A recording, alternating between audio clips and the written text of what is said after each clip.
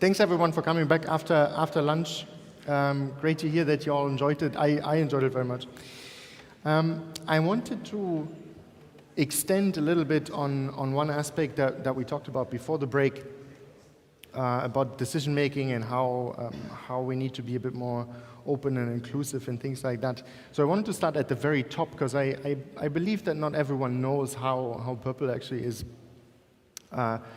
deciding things, or who is this prpl, right, other than the members themselves. And I just wanted to at the highest level, we do have a board of directors, and those are the 5 companies that currently make up the board of prpl. So you have Intel and Verizon at platinum level, and then you have SmartRG, Achan, and Vodafone at gold level, and then Keon is the I'm too close to those.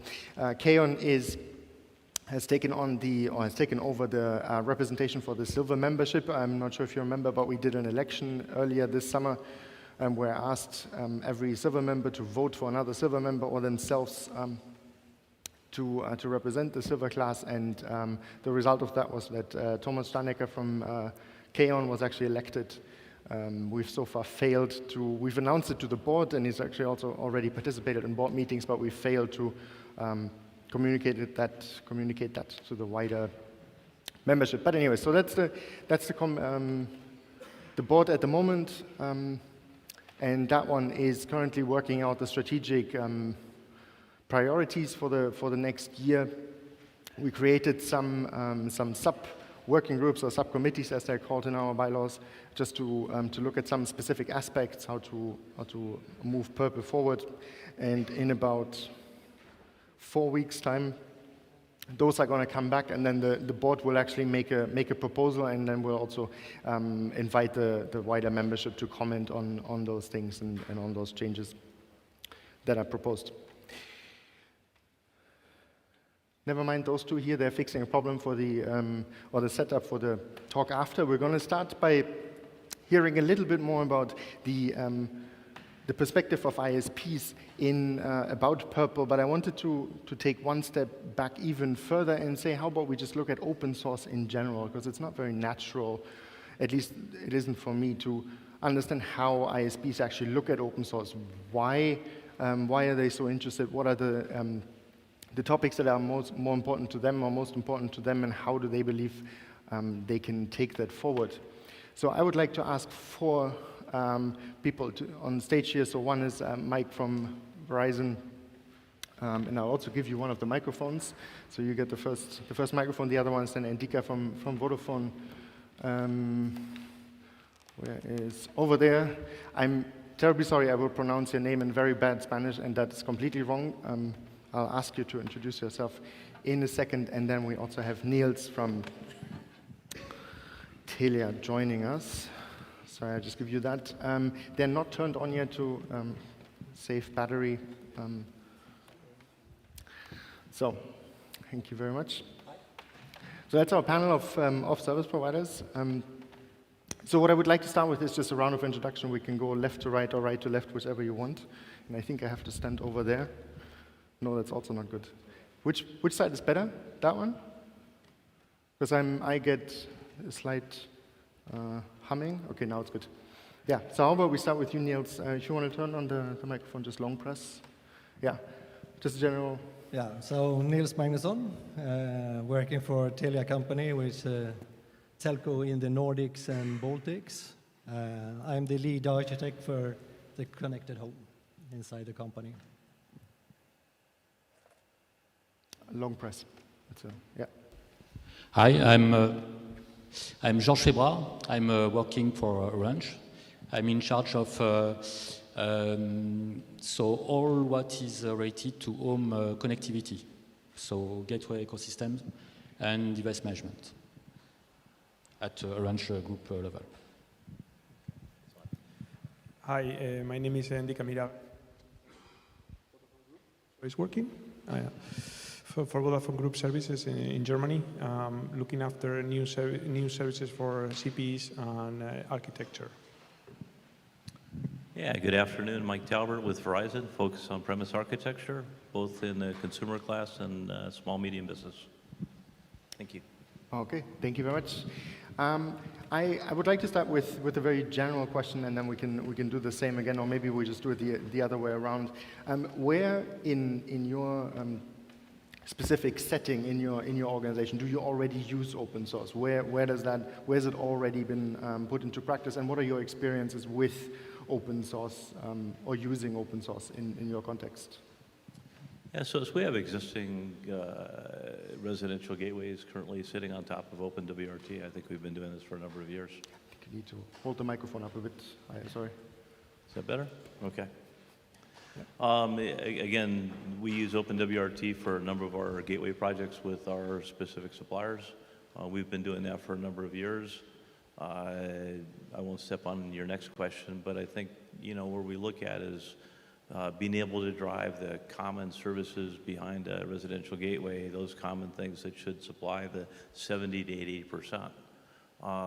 As we look forward, that should all be standardized. We shouldn't be continuing to make changes there. Yeah, in Vodafone, we are not really developing a lot there. Just to be completely open, so we rely a lot on suppliers. So realities especially on the DSL space and fiber is very much vendor dependent. So very limited what we use in open source. Where we really been active is on, by the way, we were very early in prpl. So Vodafone, we felt a bit lonely there. It's good to see so many operators coming in. We've been contributing to some initiatives, for example, the so-called lifecycle management part, which is all the containerization, and remote management for services. That's where we've been developing and contributing to the community. So we are firm believers on that. I think, from an operator perspective, I think it makes sense, open source should fix all these technical problems, the basics. And on top, come differentiation and new services. That's where Pro is not so much open source, but I do believe that the basics should be covered, open source, like prpl mesh agents, stuff like that don't really add value as such. Yeah, that's where I think there's a value that we develop once and the community contribute, and we keep it, updated and just. Maybe we need to learn a bit from the RDK guys a bit on that, yeah. And there is a value on open source. I do believe that, yeah. So in a run site today, so we're working with Softatom for gateways middleware. So it's not open source, but most of the code that is in Softatom code is open source code. So we have already a solution that permits us to separate software and hardware. But why today we are interested in seeing how to work more with open source communities is that it's not for open source, it's for open source communities. I mean to have more weight and to be able to standardize and to have common approaches between operators. It's what we are looking for in a launch site. Yeah, so we have also been using OpenWRT for many years, but we also have had some proprietary solutions. But we have had a technology strategy to use open source, but it's not always been so easy to convince the procurement. So procurement often looks at the bottom line, so which is delivering the cheapest solution for the box. But that has changed now. So I would say in the last 1.5 years, the procurement strategy, or which is called inside the company the category strategy, is based on the technology strategy. So it will be now a mandatory requirement to provide open source on all things we buy. So it has been so it's a good change. So yeah, our experience with open source is thumbs up. Thumbs up. Can I maybe probe a little bit about that, what you just mentioned, the requirement for procurement, that parts of the solution that you get are open source, or do you specify which parts exactly need to be taken from open source? And how do you then work to validate that that actually is the case? Yeah, that's a tricky question. So yeah, it's hard to look under the hood directly, but I think we have quite a lot of experience around open source, so you really had to check what the vendor actually delivers. And today, when it comes to, if we just look on specific on the router side, we specify it should be based on OpenWRT. Then there is, of course, as we always know, components, daemons that aren't there provided by OpenWRT or other. So there we can accept proprietary solutions for integrating management component or whatsoever. But I could also say that in general now, I think the tricky part here is not the high-level stuff. So I'm not so worried about the high-level APIs, the management stuff. For us, it's much more the problem with the low-level APIs. So if you buy a new piece of hardware, you know it will take a lot of time before you get that hardware actually up and running. So the vendor can specify, okay, we will use this hardware and OpenWRT, but you know that it will take a long time before the drivers, etc., is up and running. And then you should also have the same level of driver versions on all your platforms, because otherwise you get into problems. So I would say that the most important thing for me being here is actually the low-level APIs. That's good to hear. I think that there's a lot of us here in the audience who share that sentiment, that is a very important component there.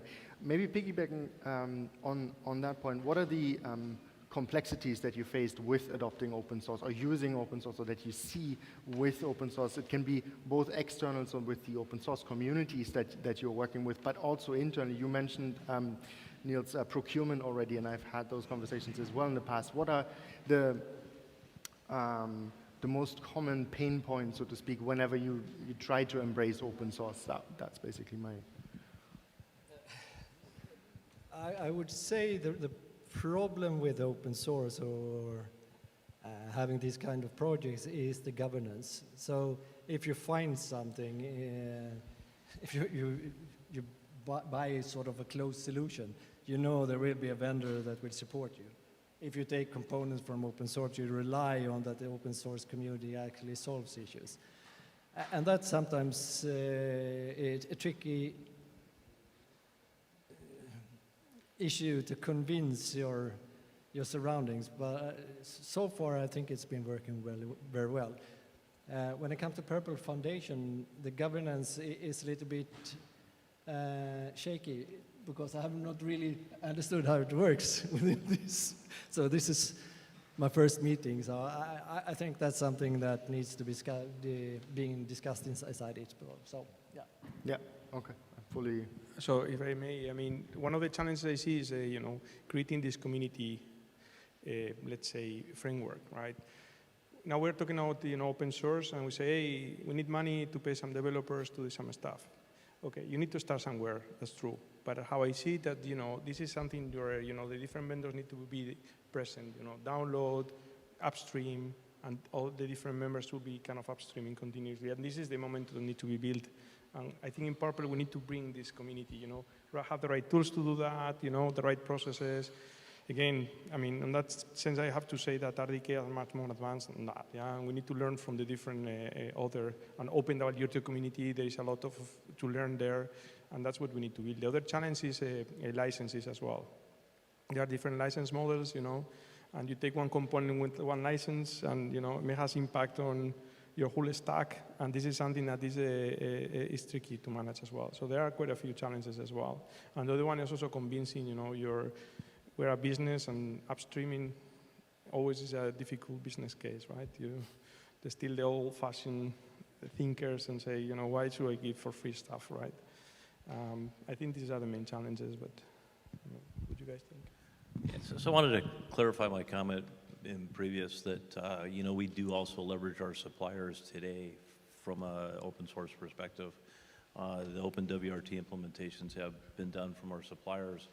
As we look forward, we see the breadth of the OpenWRT community as being reasonably robust. But I think to Endika's comment, we need to define out the standardization pieces and the differentiation pieces so that we can leverage that common code area moving forward, and then define our differentiation as we do implementation-based solutions.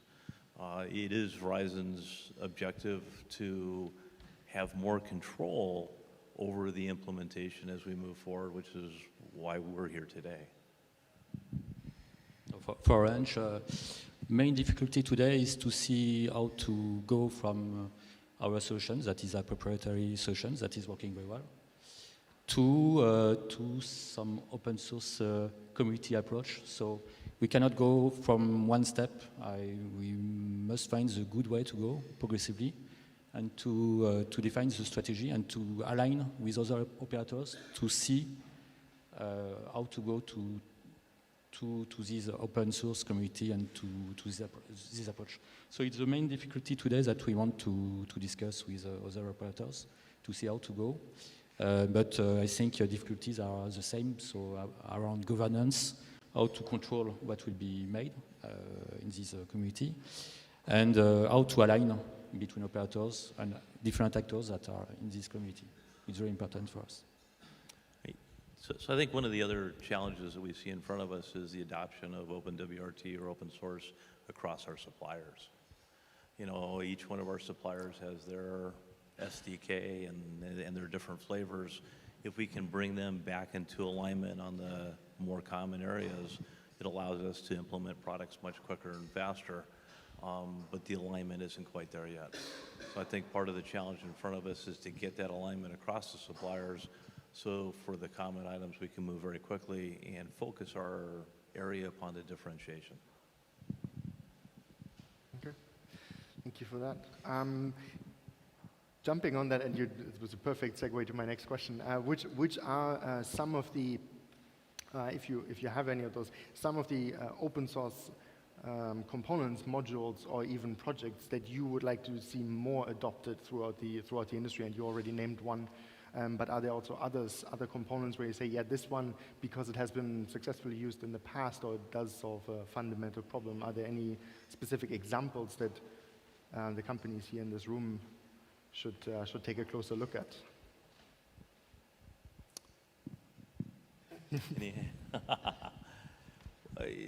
You know, so there is definitely the obvious focus on Wi-Fi.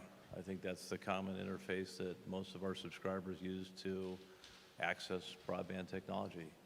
And the focus there is, well, there's a lot of work that needs to be done there. We'll step back there. And above and beyond the amount of work that needs to be done there, the ability for differentiation is also, you know, an open category. So I think, you know, if I were to ask the vendor community, you know, where I would want to focus customer experience, right? I mean, if you can embellish a customer and meet or exceed their expectations, they're the ones that are driving your revenue. If we continue to miss that boat, then the support calls continue to drive up, and at which point, you know, telemetry and surveillance tend to be very important. So again, our focus should be really on defining the customer experience and exceeding what we see today. You know, people don't know what they don't know, but very quickly they're understanding that, you know, they want access, they want it wherever they go, and it needs to be clean and easy. We haven't been very good at meeting that expectation today.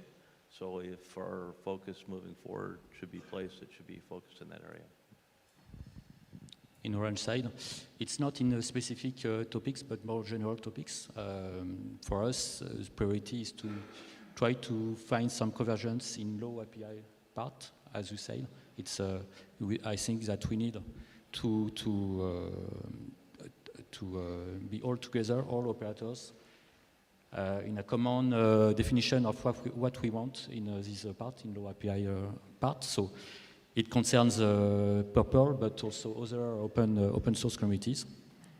And the second priority is to, I think, to develop some common framework around high-level APIs. And I think containers are coming more and more in gateways. So to start to prepare the use of these containers, and that to have a standard approach of how we are using these containers in a gateway.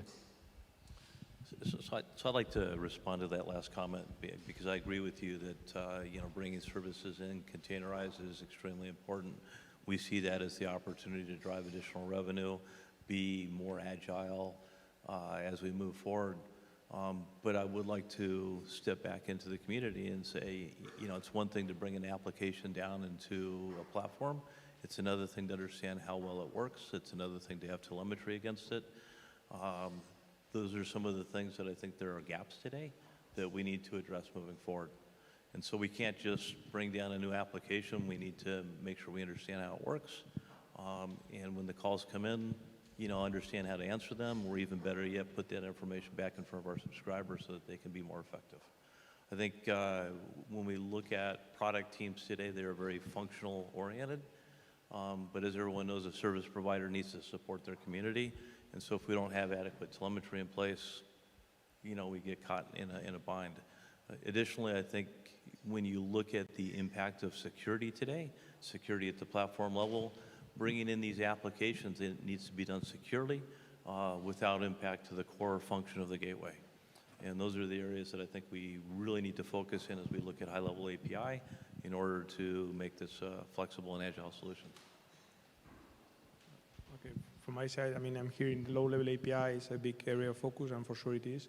I think the three key initiatives, I mean, I would say there are two differentiated initiatives. One is about, you know, defining and specifying APIs and so on, and the other one is about implementation like prpl WRT. In terms of a specification, I think the three main initiatives, which is high-level API, LCM, lifecycle management, and low-level API, they complement each other, I think, quite well. And we put the focus on the high-level API because I think it was a logical place to start. So we want to integrate quickly services into the gateways. You have the high-level API, you can start right away doing that. The low-level API is addressing another problem, is the, let's say, deep integration we have into the ease of the chipsets, right? Now you need to use proprietary tools, and everybody has a problem with that, right? You move from one chipset to the other, it's a complete new development. And the LCM is addressing another problem, which is how we run services independently from, you know, from not affecting your internet connection, independently from the gateway itself, yeah? And how we break this, you know, monolithic nature of firmware, right, that currently we have, yeah? So that's why they address the main problem of putting services from different perspectives. So that's why I think they complement each other quite well, yeah? Yeah. Okay. Going a little bit towards, because you all said that you have some use of open source in your work life. Do you have any experience with contribution and how that works directly or indirectly? Because we have some of you use open source directly, and the others, as you mentioned, Endika, via your suppliers. Do you have any experience with that? Any feedback or thoughts on the contribution side of things or upstreaming? So we don't directly contribute, so we do it indirectly through the vendors we use. So no, but my experience is that as always, we take some time before it actually comes out. So it's a long process, of course. So sometimes you have to do your patch and live with it for a while before it actually comes as a contribution. But we don't do it directly, so no really experience about that. But maybe it would be good to do it, actually. Yeah, I was going to, sorry to jump in there, that was, and you've seen it in the question catalog here. Is there actually an interest and appetite to contribute more? So this is going back to procurement. I'm sorry about that, because there is always one side. So technology side, business side, procurement side. So, and it's hard to convince sometimes people that you can't not only sort of milk the cow all the time, you have to also feed the cow. So they will come and say, oh, so it's open source, why do you want money for it? I mean, just download it. But okay, but you have to contribute. There's no such thing as a free lunch. And they go, oh, but I thought that was the whole point with open source. You see, it's sort of a dilemma. But I think when the organization matures and understands the problem, they will actually also give you resources to do, and then it will be, of course, easier to directly contribute to it. But yeah, you have to convince the guys who has the money. So is that, oh, sorry, go ahead. So today, we don't directly contribute to open source, but it is my objective in this community to not only align with our service provider peers, but then to take that and contribute back into open source. I think in that method, we can create the standardized portion of the stack that we all use consistently, and then focus our attention back on the innovation piece. And if we can do that collaboratively, we can move things forward very quickly. So it is our objective to contribute back into open source and back into open source via Purple, specifically.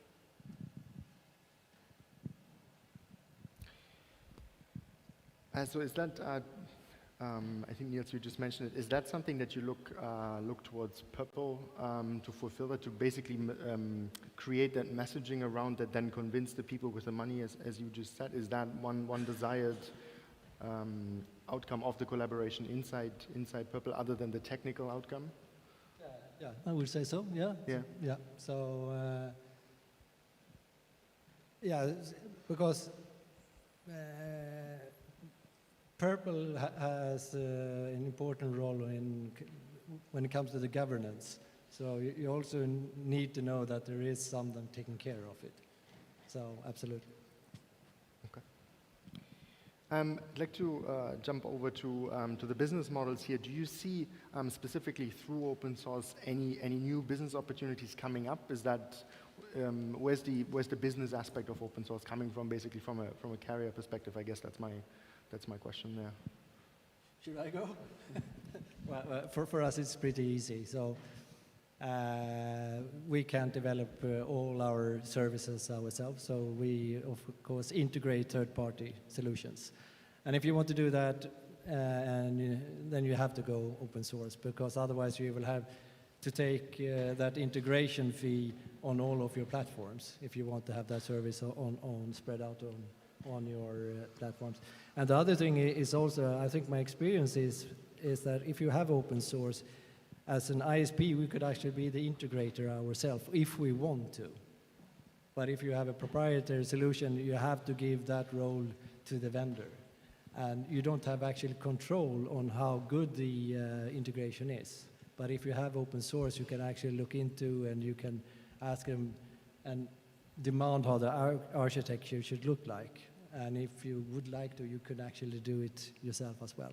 So open source is the fundamental thing if you want to get third-party services to your customers. I think there are clear benefits, but I would say not only is open source, right? I mean, for me, it's two aspects, and that was a question that came in the program from last week: is what comes first? What is more important, specifications or open source? I think they both go hand in hand. I think for us, I think the foundation is to have a good open specification as a first starting point. I think we are not there. I think we Purple really need to push forward and do it quickly. And then, of course, come the reference implementations and open source, initiatives and so on. But for us, it's very important first to have a, solid specification of things.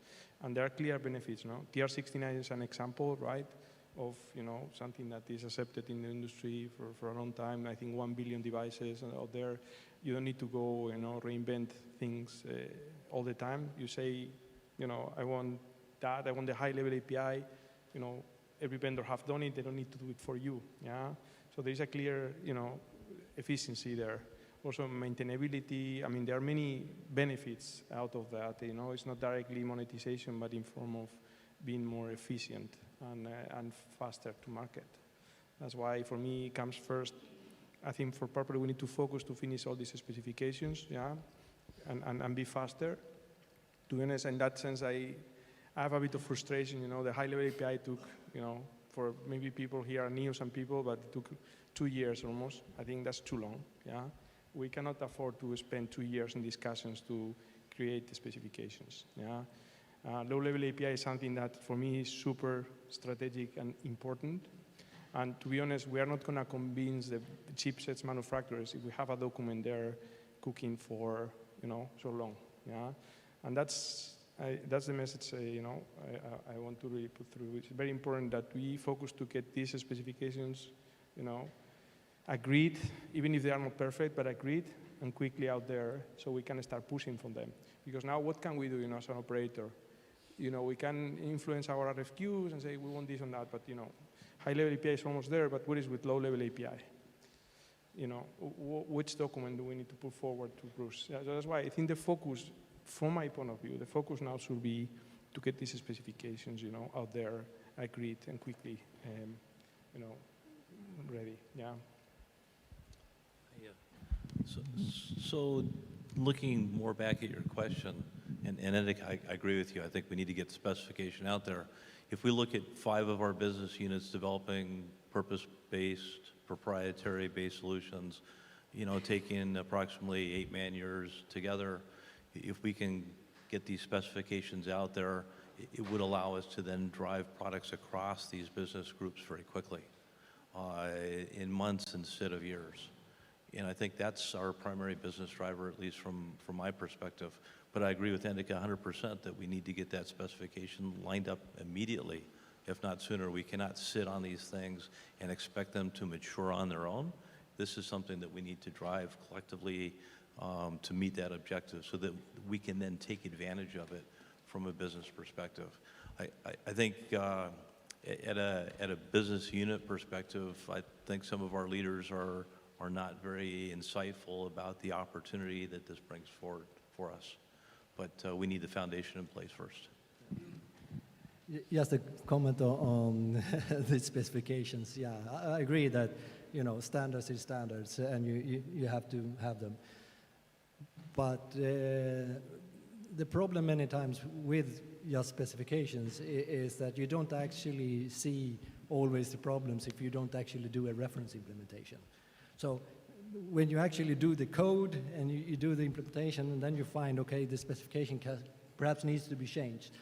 And when you do that reference implementation, if that becomes open source and you get it out there, then you will get feedback immediately. Oh, well, here is the problems, we need to change it. So the time to market and how you use the specification gets much faster deployed in real life if you do it. So, okay, I agree that you have to have a specification, of course, but you also need open source reference implementation or whatsoever. So I would say the code is extremely important as well. So in the side of Orange, I agree with all what was said about specifications. I think it's also, what is important is to have a common validation framework. Because one time it's developed, we need to be sure that it's answering our needs and to be sure that it's following the specifications that will live and change in the time. So for us, it's also a benefit to share this validation between operators and actors in this community. So it's not only a specification, but also the testing framework that can be shared. And I think we must think about this testing framework at the same since the beginning. It must be testing driven specifications, if I can call that. And just to add something before, so I think in the business model that we would like to have standards and to share these common developments and specifications, it's very important. But we need also to keep some liberty in low-level APIs and in high-level APIs. So to keep some liberty to push innovations that will be proprietary innovations at the beginning, and that will become, after some time, something that will go in the common stack. But we need to have this mechanism that will help us to continue to innovate without moving from this open source community. So we need this link to something that will help us to stay in the community, but keeping innovating in Gateway's developments. So one of the comments or problems I see, moving forward, because we talk about, reference implementation, then moving back into open source, we talk about the need for specification. But if we all individually created an implementation and then moved it back into open source, we may not have alignment, right? And so, maybe a specification is too hard of a word. Maybe we need to start with a guideline or some level of specification to make sure that we are lined up in how we move forward, and then contribute back and do this, very effectively, collaboratively or collectively, not individually, so that we can leverage that common area of work. I think that's going to be very important. I think that's one of the reasons we look at Purple today, is that it gives us an opportunity to do specifically that. Because today, individually, I can do a great job, create a new piece of work, but I may be out of alignment with my neighbor. And if my objective is to align with my neighbors, then that alignment needs to be driven with some level of documentation. Call it a specification, call it a different word if you want, but if we can do it collectively, then we can all gain from it. Okay. I would, at the end, just ask the obvious question, right? So similar to what I asked you earlier, Mike. If you had your wish, so to speak, what would Purple do over the next 12 months? What would the people in this room that represent the large majority of Purple, what would they focus on? What would be the products of work, the deliverables, the results of that be? And I can also tell you there are 2 cappuccino, in case anyone here needs a cappuccino, warm cappuccino. Because I do recognize that, at least I feel for myself, that I still have a little bit of lunch work to do. So if you need a coffee to help with the lunch work, they're there. So I think, you look at the 4 of us today, and I think commonly we are looking forward at a service level gateway. That seems to be very common and at a very high level. The question is can we now align on how to prioritize the work to move forward? And I think if we had a clear definition and a collective product definition, that would allow us to then individually or collectively focus on the prioritization of the work level to get there. When we look at, for example, high-level API, which will enable us to bring in third-party services, which third-party services are in my list versus your list, because that will definitely influence what we need in that high-level API. And so I think, to answer your question specifically, we start out with a good product definition, and we then collectively go after the technical teams from an implementation perspective on which and where to focus to get that enabler done. I think this is one of the challenges that we have today. We churn a little bit too much because that high-level definition or that high-level vision probably isn't as clear to everyone. At a very high level, I think we're very commonly aligned. But at a little bit more detail level, we just don't have enough definition there to adequately drive the teams. I think there's a ton of fantastic work being done. LCM is one of those areas that we're starting to make some progress on. But it's going to take that high level or detail level vision to really drive the working groups efficiently moving forward, in my opinion. Yeah, and I agree with that. So, one of the things, as I mentioned, right, is to have this product definition. To be honest, it's important now we have more operators there to drive that vision, right? That is important, and I insist we need to have things properly documented. And we don't do that, we start having discussions. It needs to be reflected somewhere. It needs to be an agreed document that is the starting point for anything else, and that's very important. An example is the low-level API. There is some good work there, right, in terms of defining what are the standard Linux interfaces that need to be used, and so on. But still there is work to be done there, and we need to focus to get that finalized, and then we can move into, implementing things that are missing and so on, right? And that's where I think we need to put. The other thing is about developing open source. What I see is that, Purple will focus to create this community, let's say, this framework to allow to do contributions, to have the right tools. At the moment, there is a bit of, variety of tools and documentation and so on. We should put together that framework that allows, companies to contribute in a proper way. I think that's the other area where, it's, there's an expectation to get better at.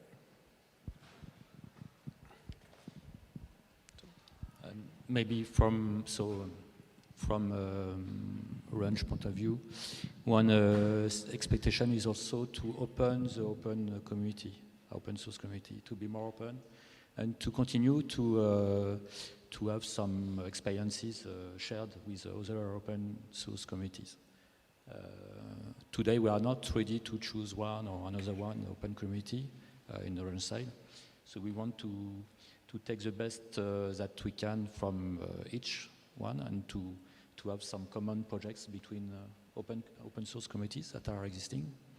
So it's also to have an open mind and to be able to have common projects with other open source communities. It's one of our expectations.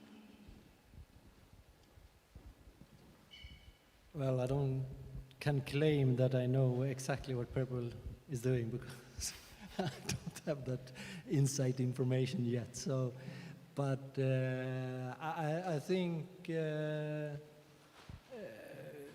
Robin Mersch from Broadband Forum made a good statement. I think these kind of organizations need to collaborate more between the different standard bodies. So having insight from Wi-Fi Alliance, having insight from Broadband Forum, etc., would gain these organizations, so you don't just go ahead and do your own work within your own organization because you think you know best. So I think a collaboration between different standard bodies would be great. Okay. Maybe coming back to the point that Mike and Endika raised about the product readiness there, how do you think that ISPs could help to structure that effort a bit better, if you pardon my choice of words there? Because I do recognize, and I think everyone recognizes, that prpl as a community is dynamic, to say the least. And I do recognize the need for more structure. What is the format that you think that ISPs could bring to those working groups? How to then inform what comes out of the technical working groups? Is that more of an RFQ type document, or is it a complete written specification? Because that, I think, is something that is needed to actually structure the effort a bit better, to have something that we as vendors can then work with or work against, so to speak. So I think in the first step, generating that outline and outwardly communicating it, I'm sitting here on the other side of the bench from my colleague over here that doesn't understand why he's here today, or doesn't understand prpl enough to understand why he's here today. I think the messaging to the rest of the ISPs around the world, we share common problems. There's no question there. If we were able to share the fact that we were addressing those common problems, driving through open source, I think that messaging would enlarge our community and allow us to then move forward. From the outline, I think we need to then get to sufficient amount of detail to then drive the technical groups. RFP, RFQ, I think those things are too much overhead to be able to move forward quickly. But we need to have a better way of communicating exactly what we're going after. We need to be succinct in driving those things forward so that we don't churn in meetings, and we have clear agendas, and we move things through milestones, or through work streams, or however we want to do it. And collectively, I think we can come up with that solution. But we need to be able to communicate that both outward and inward, so that we are starting to be efficient. I think that's our first area of focus, to really start to be efficient as an organization. That would give a clear message to the rest of the world that we're here, we're serious, and this is where we're moving forward. And either they can come on and ride along with us and help contribute and move that direction, or we will pass them by and take their customers along with us.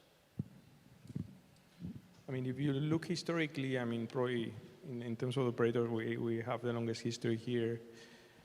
There's been a lot of focus on the technical discussions in the past. So there were the technical steering committee, they were jumping directly into the technical discussions. So one of the changes that we introduced, and I think is moving in the right direction, and I think is where the ISPs can contribute, is all this product steering committee, right?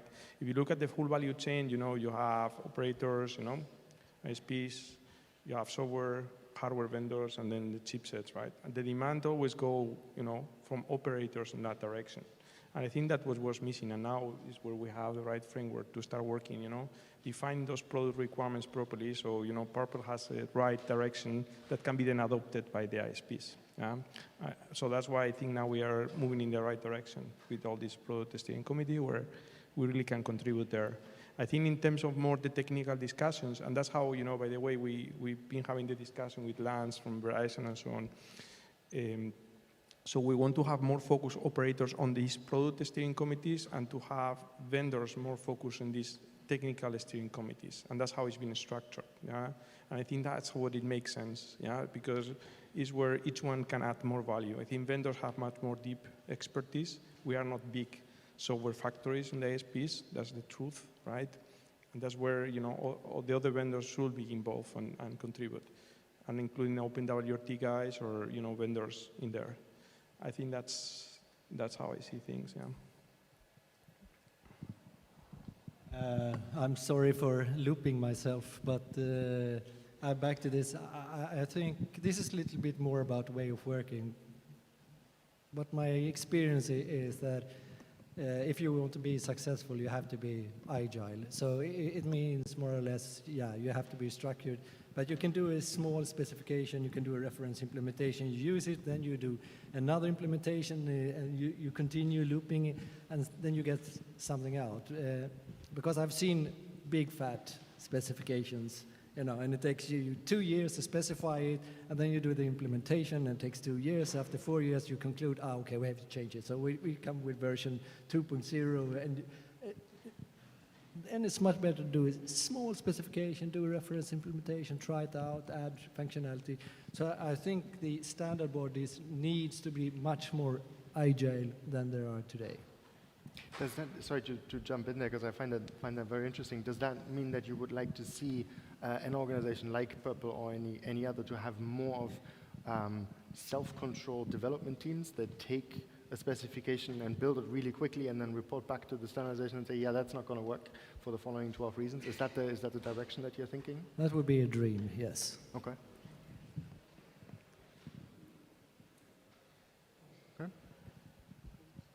I like that very much as an end note to that discussion, because I think that is actually that is something that, at least as Purple, as the organization, what we have tried to get to. That's a model that we've tried to get to. That you actually have companies and organizations such as ISPs that have a lot of product and marketing knowledge to try and drive the standards that they want, and then a more software-focused organization can take that input, develop something, churn it out, and say, it's not product ready, but it shows what you were talking about. Is this the direction? And then basically evolve from there. So I think that's a very nice way to end the panel discussion here. So I would like to thank all four of you for coming here up on stage. I know it was a little bit last minute, so thank you very much for making it happen. Thank you very much for your openness, and I'm quite sure that there are going to be a lot more questions later on tonight from all of the members of the audience here. So thank you very much. Thank you. Thank you.